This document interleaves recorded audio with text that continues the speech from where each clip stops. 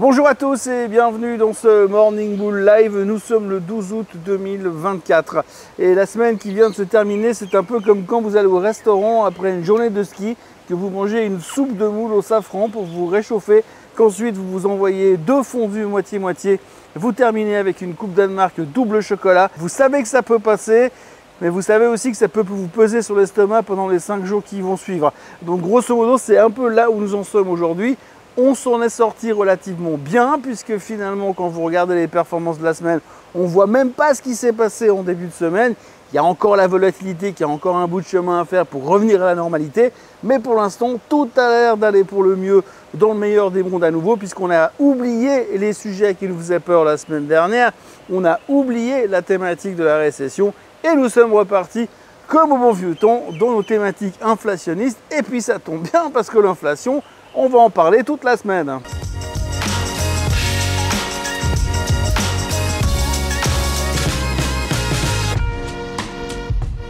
Donc oui, vous l'avez vu et vous allez le voir ces prochains jours, nous sommes passés de la lutte contre la récession, des peurs de récession, et on est revenu déjà en fin de semaine sur la thématique de l'inflation. Parce que oui, il y a eu les chiffres des jobless claims jeudi dernier, et ces chiffres-là nous ont rassurés parce qu'ils étaient moins pires que ce qu'on attendait, pas extraordinaire, mais moins pire que ce qu'on attendait, et ça nous a suffi pour se trouver à nouveau de bonne humeur et plein de joie, en se disant que dans ces conditions, bah oui, la Fed allait baisser les taux. Alors, donc ces chiffres des jobless claims nous ont rassurés. Alors on ne sait pas combien de temps ça va durer, mais en tout cas pour l'instant, on était rassurés et on s'est dit qu'on pouvait repasser à autre chose. Le sujet de la récession, le sujet du carry trade a été complètement oublié, puisqu'on a compris que de toute façon, la Banque du Japon, ils n'avaient pas de... Enfin, ils n'ont pas le courage d'aller contre les marchés, puisque tout ce qui dérange les marchés, on ne va pas faire. Donc, a priori, dans l'immédiat, la hausse des taux au Japon, c'est pas la question principale. Et puis aux États-Unis, eh bien, quand on a vu que finalement, on était un petit peu moins inquiet de cette thématique de carry trade, un petit peu moins inquiet de cette thématique de récession, on s'est dit que finalement, oui, ils allaient baisser les taux en septembre, mais de 0,25 et pas de 0,5 comme on craignait encore il y a quelques jours en arrière. Alors, grosso modo, si on doit résumer ça en quelques mots, on est donc passé de on aime bien les mauvaises nouvelles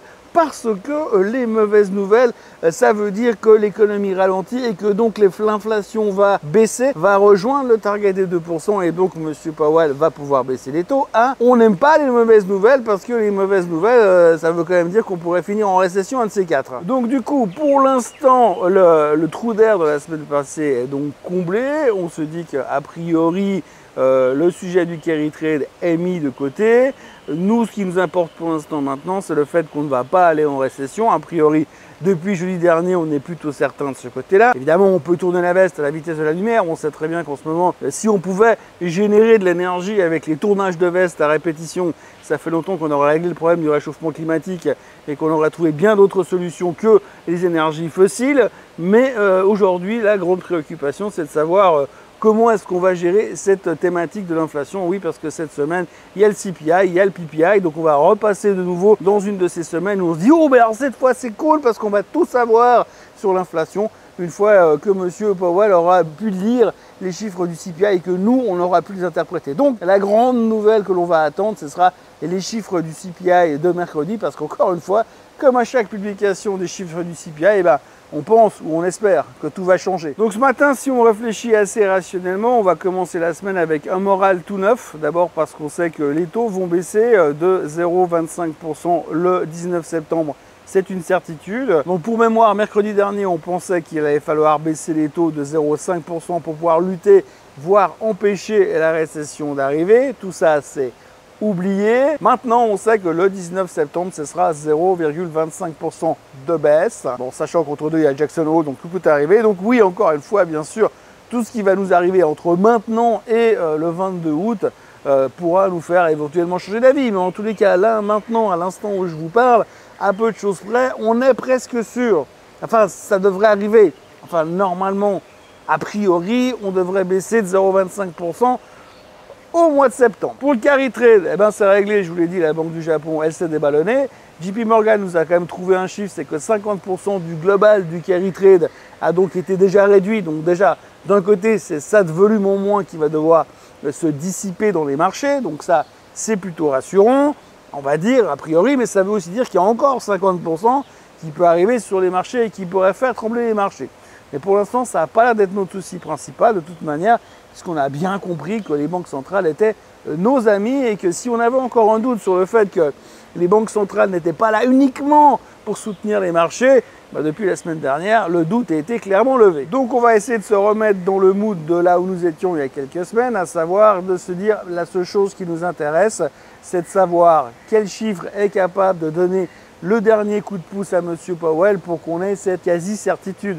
Avant la problématique du carry trade, nous étions à 100% de probabilité de voir baisser les taux en septembre. Aujourd'hui, on y est toujours, mais on ne sait pas trop de quelle amplitude ça sera. Et on a quand même 2-3 petits doutes sur les conséquences politico-économiques que cela pourrait avoir sur les marchés. Donc, a priori, ce matin, on fait les malins, comme si c'était rien passé la semaine dernière. La vol est toujours à 20%, la VIX. Donc attention, ça veut encore dire qu'il y a encore un tout petit peu de stress dans les marchés. Mais on va se concentrer, bien sûr, sur cette fin de saison des résultats et sur les chiffres du CPI, de l'inflation, qui vont encore nous donner une vision, pas laquelle, mais une vision sur ces prochaines semaines. Puisque l'on parle d'inflation, il y a un graphique que je voulais vous montrer. Alors, c'est pas très important là tout de suite dans l'immédiat, mais c'est les changements des prix depuis janvier 2000 jusqu'à juin 2024. Donc 24 ans de variation des prix dans l'économie. Alors vous voyez sur ce graphique, ce qui est assez intéressant à voir, c'est que la plus grosse augmentation de ces 24 dernières années, c'est les services hospitaliers qui sont en hausse de 256%. Les frais de collège, les frais d'éducation qui sont en hausse de 187%. Et puis vous voyez que évidemment la garde d'enfants est en hausse de 140%. Alors quand vous voyez qu'entre les gardes d'enfants et les collèges, on se demande s'il faut encore faire des enfants. En tout cas, c'est la question qu'on peut se poser. Et puis vous voyez que l'augmentation des salaires sur ces 24 dernières années est tout de même de 118,5%, mais ça comble pas tous les trous. La hausse des logements finalement sont de 100% sur 24 ans. La bouffe de 100% également. Par contre, après, effectivement, vous le voyez, il y a des bonnes nouvelles. Ça coûte un peu moins cher de se fringuer et puis les téléphones portables sont moins chers. Ça, c'est rassurant parce que finalement, qu'est-ce qu'on ferait sans nos téléphones portables? Et puis la TV, bien sûr, ne vaut plus rien, mais ça, c'est pas une surprise. Pour le reste, eh bien, la saison des chiffres trimestriels touche à sa fin. On a eu les grands noms, vous le savez. Cette semaine, il y a encore beaucoup de chiffres, mais il y a surtout les chiffres des retailers. Donc, tout ce qui est vente de détail, les Walmart, les Home Depot, etc., etc. Alors, les chiffres devraient être corrects parce que les analystes sont très forts et ils ont très bien anticipé les choses. Mais là où il faudra faire très attention, c'est si ces sociétés-là viennent nous donner un petit peu une idée de comment se comporte le consommateur. Parce que rappelez-vous, je sais que la mémoire est courte, mais il y a quelques semaines en arrière, on se rendait compte quand même que les changements de consommation étaient vraiment de plus en plus fréquents. Il y a encore un chiffre qui est sorti ce week-end, c'est le nombre de ventes dans les magasins de golf aux États-Unis qui sont en chute libre depuis quelques temps. Donc on voit que les gens sont en train vraiment de changer leurs habitudes de consommation et ce sera hyper intéressant d'observer ce que vont nous dire les retailers cette semaine là-dessus. Donc beaucoup de chiffres des retailers, vous avez le tableau des publications qui s'affiche devant vous. Donc mis à part les retailers, eh bien vous voyez qu'on aura quand même des barriques gold par exemple qui devrait avoir vécu une belle période vu le prix de l'or en ce moment. Il y aura Cisco qui publiera mercredi aussi. Cisco qui a annoncé encore des licenciements ce week-end. Et puis évidemment, comme je vous dis, il y aura des Walmart, il y aura des John Deere et il y aura l'UBS qui publiera cette semaine également. UBS qui d'ailleurs a réitéré son target à 5900 et des poussières sur le S&P 500 pour la fin de l'année parce qu'ils sont plutôt sereins comme quoi l'économie est parfaitement sous contrôle et qu'on va en direction bien sûr d'un soft landing. Et puis petit chiffre de la journée qu'il faut toujours retenir, je sais que tout le monde s'en fiche mais retenons-le quand même, c'est 1140 milliards, c'est un nouveau plus haut historique. C'est le plus haut historique de la dette des cartes de crédit aux États-Unis. N'oublions pas encore une fois que le taux d'intérêt sur les dettes de cartes de crédit aux États-Unis est de l'ordre des 23%. Comme ça, on va être gentil parce que je sais qu'il y en a qui sont bien au-dessus de ça. Eh bien, on n'a jamais été aussi haut en termes d'endettement sur les cartes de crédit. Les gens ont de plus en plus de peine à rembourser leurs échéances. Il y a de plus en plus de faillites liées aux cartes de crédit. Là aussi, les chiffres sont en augmentation. Donc, il ne faut pas oublier, pas négliger ce genre de choses. Ça pourrait quand même avoir un impact, bien sûr, sur la consommation, mais également sur l'état psychologique et d'envie de se battre de la part des Américains. Ça, on n'en parle pas assez. L'endettement des prix des ménages et l'endettement du gouvernement, mais ça, tout le monde s'en fout. Mais l'endettement des ménages, on n'en parle pas assez parce que ça devient vraiment de plus en plus problématique. On n'a jamais vu des taux pareils. Il faut aussi savoir qu'aux États-Unis, quand vous ne remboursez plus vos cartes de crédit. Alors, vous risquez la faillite personnelle, mais le problème, c'est que votre credit score chute immédiatement. Et alors, une fois que le credit score a commencé à baisser aux États-Unis, pour vous relever, ça devient très, très compliqué pour reprendre votre place dans la société. Donc ça, c'est jamais des choses extrêmement rassurantes, mais bon. Bonne nouvelle, le marché pour l'instant s'en fout complètement. Parlons un peu politique, puisqu'on a vu aussi ce week-end que les sondages pour l'élection américaine, l'élection du président américain, étaient en faveur de Kamala Harris, elle était passée en tête. Alors on voit que les Américains sont vraiment désespérés parce que finalement, bon, ils veulent vraiment pas Trump. Hein. Visiblement, il y a vraiment une peur de voir revenir Trump. Alors de toute façon, je pense depuis le début que les Américains ont le choix entre la peste et le choléra, mais là, avec l'arrivée de Kamala Harris et de son nouveau vice-président Tim Walz, c'est plus la peste et le choléra, c'est un truc bien pire. Madame Kamala Harris n'a aucune compétence en économie, il faut bien le comprendre, elle est absolument nullissime. Et puis son vice-président, la seule chose qu'il connaît en économie, c'est taxer, taxer, taxer et taxer. Donc on aura l'occasion d'en reparler ces prochains temps, mais c'est vrai qu'aujourd'hui, si j'étais américain, j'aurais tendance à vouloir plutôt envisager de demander l'asile politique pour immigrer au Mexique ces prochaines années. Et puis les Jeux Olympiques sont terminés, voilà, la magie des JO est terminée en France, il va falloir retourner au boulot et retourner se poser des questions pour savoir ah bien, qui sera le Premier ministre. Alors la gauche va revenir dès ce matin pour dire oui, on a gagné les élections, il faut nous donner un Premier ministre. Alors celle qui nous a trouvée, elle est superbe, hein, elle aussi elle parle que de taxer, taxer, taxer. Donc si vous pensiez que la France était un enfer fiscal avec la nouvelle Premier ministre de gauche, eh bien ce serait encore pire qu'avant. Enfin bref, pour l'instant on n'est pas là parce que comme il y a les Paralympiques, on n'exclut pas la possibilité que Macron il botte encore en touche parce qu'il va s'exciter encore sur les JO. Mais en tous les cas, la rentrée post-Jeux Olympiques, c'est aujourd'hui en France.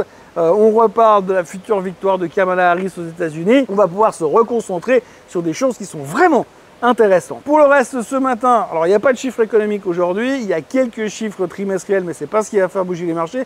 Le Japon ne fait rien, mais non, rien du tout ce matin. On a l'impression qu'il ne s'est rien passé au Japon. Quand vous regardez le graphique du Nikkei, on s'est pris 12% dans la tête lundi dernier, on a tout récupéré derrière.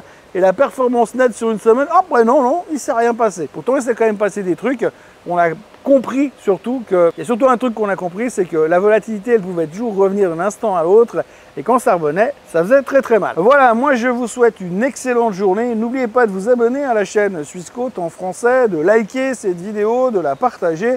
Et bien sûr, moi je vous retrouve demain pour un nouveau Morning Bull Live.